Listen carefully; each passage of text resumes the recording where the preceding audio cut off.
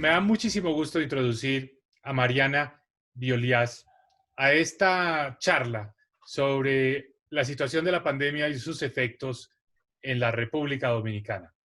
Mariana es economista, está asociada al CEDLAS en la Universidad de La Plata, en Argentina, y hizo el trabajo sobre República Dominicana para esta serie de estudios del PNUD, en su regional de América Latina, para analizar en un primer momento, al inicio de la pandemia, pues los retos y los desafíos para los diferentes países latinoamericanos. Me da muchísimo gusto darte la bienvenida, Mariana, y cuéntanos, en primer lugar, qué te llevó a estudiar el tema de República Dominicana y cuáles fueron tal vez esos aspectos que inicialmente miraste con las cifras, qué más te llamaron la atención sobre lo que estaba pasando en este país, en el Caribe de nuestro continente. ¿Qué tal, Mauricio? Muchísimas gracias por la invitación para participar de esta conversación. Es un gran gusto de estar participando en este gran proyecto de PNUD. Bueno, como vos comentabas, he participado en la nota de política para República Dominicana junto con Sócrates Barinas. Hemos analizado el caso de República Dominicana más hacia el inicio de la pandemia. El trabajo, si no me equivoco, creo que salió recién en julio, o sea que ya han pasado algunos meses. Y lo que me resultó interesante, sin ser mi país y sin tener un gran conocimiento inicial sobre el caso, es que es una economía que en principio macroeconómicamente parecía estar bien antes de recibir la pandemia, con un crecimiento en los últimos años cercano al 6%, un desempleo no muy alto, también del 6%, con baja inflación, reservas internacionales altas, pero claro, llega la pandemia y eso significó un shock muy, muy fuerte, sobre todo porque uno de los sectores que más fue afectado en la economía es el turismo. El turismo obviamente se vio prácticamente reducido a cero, con el cierre de fronteras internacionales, con las limitaciones a la movilidad interna, o sea, dentro del país. El turismo, que es una de las actividades principales y de las que depende enormemente el país, se vio reducido. Y eso le significó también una caída enorme en el ingreso de reservas internacionales, de divisas. Entonces ese fue un gran golpe para la economía, probablemente de los principales. Y después otra característica muy importante que termina, vamos a decir, moldeando los efectos de lo que va a ser la pandemia en el país es que tiene un mercado de trabajo con una tasa de informalidad de más del 50%. O sea que ya de entrada, antes de que llegara la pandemia, estamos pensando en más de la mitad de los trabajadores sin protección de la seguridad social. O sea que los volvió mucho más vulnerables y ya de por sí son trabajadores que tienen un nivel de ingreso por debajo del de los trabajadores formales. El contexto es parecido al del resto de América Latina, informalidad, sí. Una situación, digamos, de una economía que tiene ese riesgo asociado a los contactos, a las actividades que requieren mucha interacción entre las personas, pero de alguna manera el Caribe en general y República Dominicana en particular han sido mostrados como casos que lograron mejores resultados que otros países latinoamericanos, teniendo unas condiciones iniciales complejas, agravadas por lo que tú mencionas de la caída de los ingresos del turismo y en un primer momento también las remesas, aunque las remesas después se han tendido a normalizar. Se recuperaron. Entonces, ¿cuál crees tú que ha sido como la clave del éxito relativo en República Dominicana en cuanto al manejo de la pandemia? ¿Qué tipo de intervenciones, qué respuestas de política, en fin, cuáles son aquellos aspectos en los que crees tú que se debe destacar la tarea realizada por República Dominicana? Bueno, en República Dominicana hubo una reacción bastante rápida.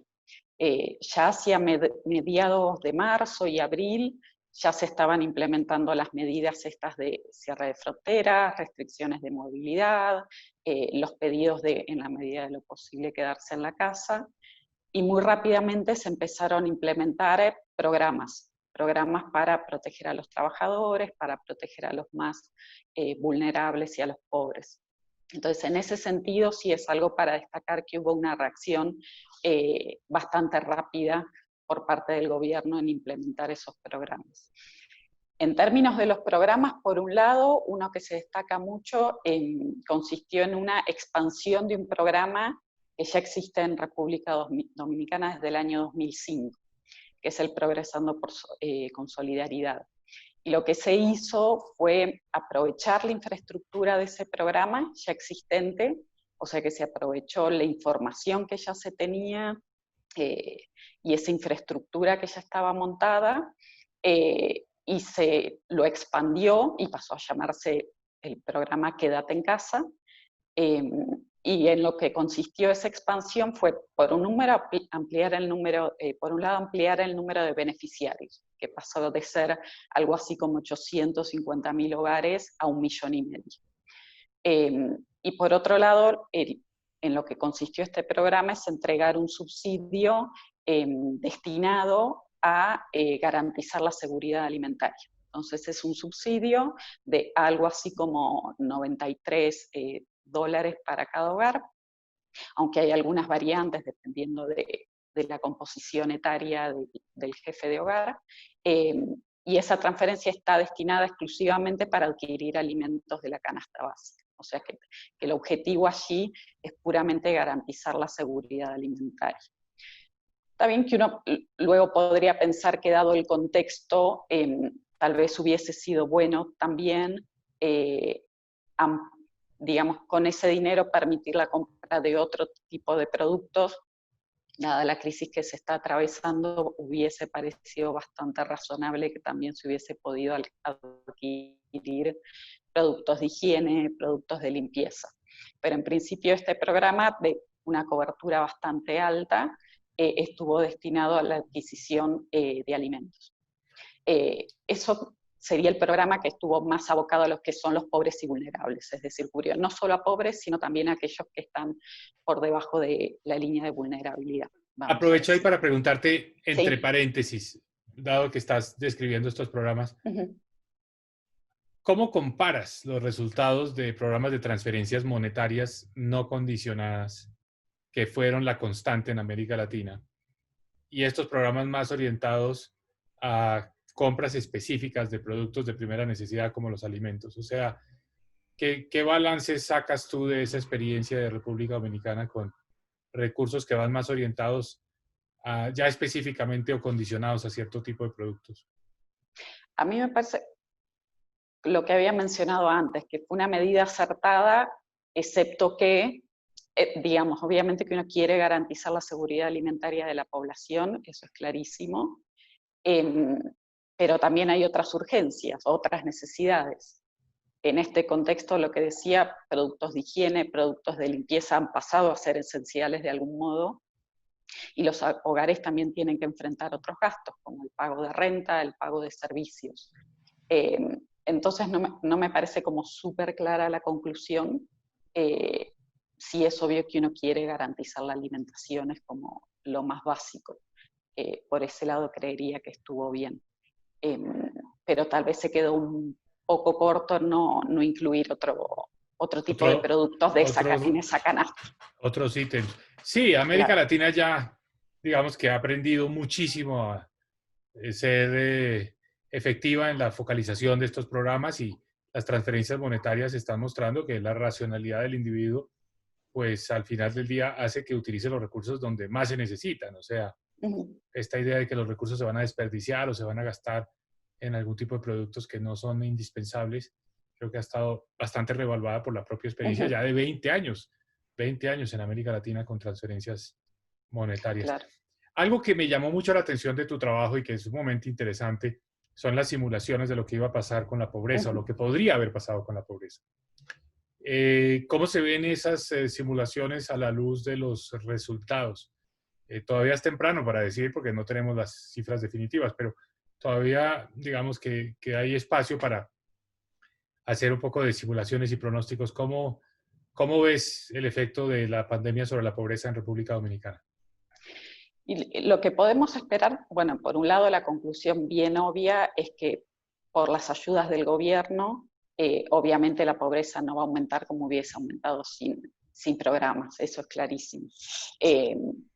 Sobre las simulaciones, lo que hicimos allí fue simular justamente esta transferencia que estaba mencionando antes, el quédate en casa, el subsidio alimentario, y también una transferencia bastante importante, que es un programa que se llama FASE, que estuvo directamente dirigido a proteger los empleos y el salario de algunos trabajadores formales. Entonces lo que hicimos fue simular, recordemos que este trabajo lo estuvimos haciendo en el mes de junio, yo creo, y en ese momento lo que simulamos es que la medida se mantenía por 3 meses, estamos a diciembre y por ejemplo el programa FASE todavía continúa, entonces lo que simulamos es, bueno, ¿qué hubiese pasado sin programas? Si los trabajadores perdían su ingreso, y qué pasa con los programas, haciendo algunos supuestos también de cómo varían los ingresos de trabajadores, por ejemplo, no cubiertos, y nos encontramos con que respecto a la situación inicial, que en nuestro caso eran los datos de la encuesta de hogares de 2018, era la última que teníamos disponible en ese momento, la tasa de pobreza era del un poco menos de un cuarto de la población, 23%, sin programas del gobierno, sin ninguna de estas transferencias de ya sea el subsidio alimentario o este programa de protección al empleo y de subsidio a los salarios formales, la tasa de pobreza hubiese aumentado entre 6 y 10 puntos porcentuales. O sea, hubiese podido terminar, de acuerdo a nuestros cálculos, en un poco más de 30%.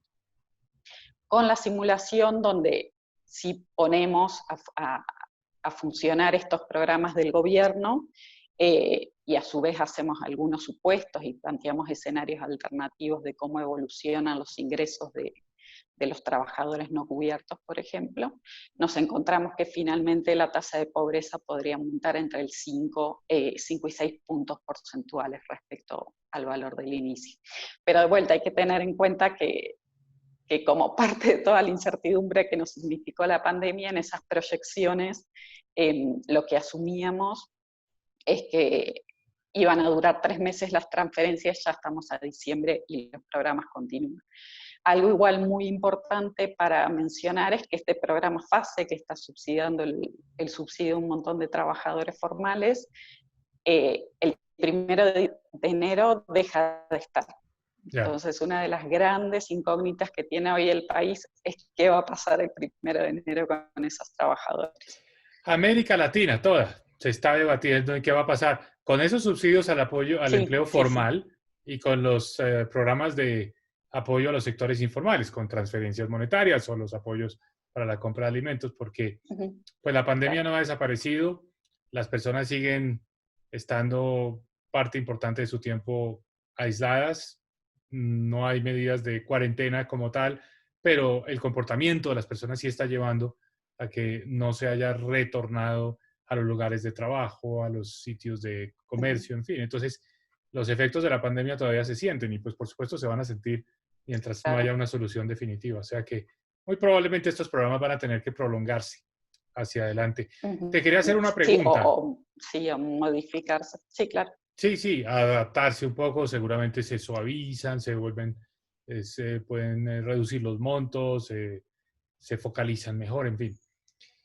Los programas de apoyo al empleo formal tienen dos tipos de lógicas o argumentaciones. Una es preservar los empleos, que en sí mismo es valioso, porque crear empleo formal es muy difícil y particularmente en América Latina. Ha sido como el gran reto, la generación de empleo formal. Entonces, evitar los despidos es una forma de evitar que personas queden desempleadas durante muchos años. En fin, ese es un objetivo muy loable. Pero esos empleos formales, al mismo tiempo, son empleos relativamente mejor remunerados que los empleos informales. Y apoyar a los trabajadores formales, pues, puede ayudar a reducir la pobreza, pero no tanto como el apoyo a los informales. ¿Cómo definir cuál es el punto óptimo entre el apoyo al empleo formal y el apoyo a los trabajadores informales?